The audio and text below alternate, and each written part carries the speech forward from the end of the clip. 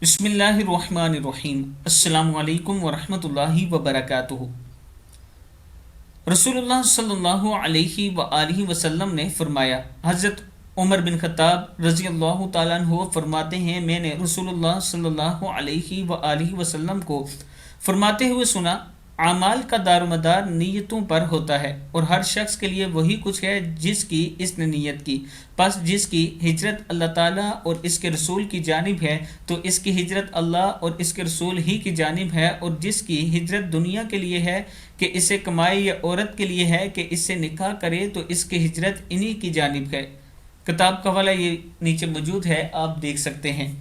मैं अपने दोस्तों से गुजारिश करूंगा कि जो काम भी करना चाहें खालिस्तन अल्लाह ताला की रज़ा के लिए किया करें कि हमारा रब हमसे राज़ी हो जाए।